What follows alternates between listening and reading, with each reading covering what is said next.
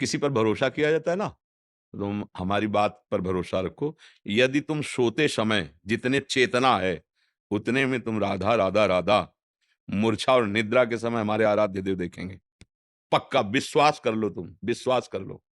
केवल तुम चेतना में संभाल लो, तो अचेत में समाधि स्थिति तुम्हारी मानी जाएगी, निद्रा समाधि स्थिति। चेतना में हमारे द्वारा जो गलत चेष्टाएं हो रही, गलत चिंतन हो रहा है, बस इनको संभालने के लिए हमारे को आदेश है। तो जानते हो, अभ्यास में बड़ी ताकत होती है। जिस समय हम अपनी चेतना को, अपनी ऊर्जा शक्ति को भगवत स्मरण में लगाएंगे, तो ये अनुभव की बात कहते हैं। सोते समय हम कोई चिंतन कर रहे हैं, तो जगते समय अगर सोते में अधूरा हो रहा, हम सो गए, तो जगते समय वहीं से चला है जहां से चेतना जगी। ये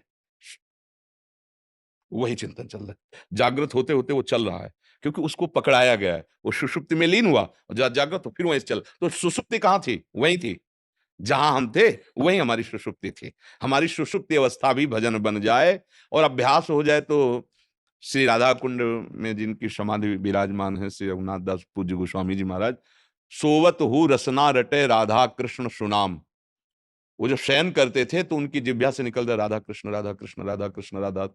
श्री गोस्वामी श्रीपाद रघुनाथ दास जी महाराज, बड़े महामहिम राधा कुंड में।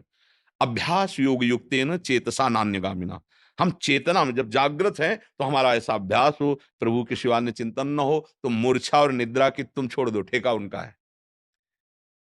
चिंतन करना चेतना के समय हमारा कर्तव्य है, और योगक्षेमम बाह्यम उनका कर्तव्य है।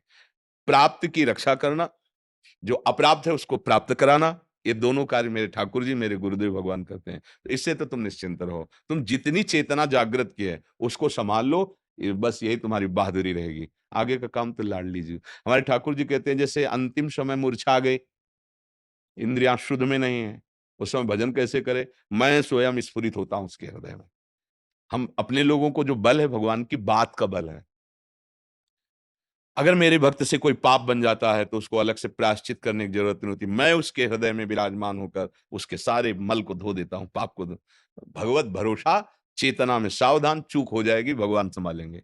रात न प्रभु चित्त चूक किए की, करत सुरत सह बार हिये की। जन अवगुण प्रभु मान न काऊ, दीन बंधु अति मधुर स्वभाव। बिल्कुल निर्भय हो जाओ, डरो मत।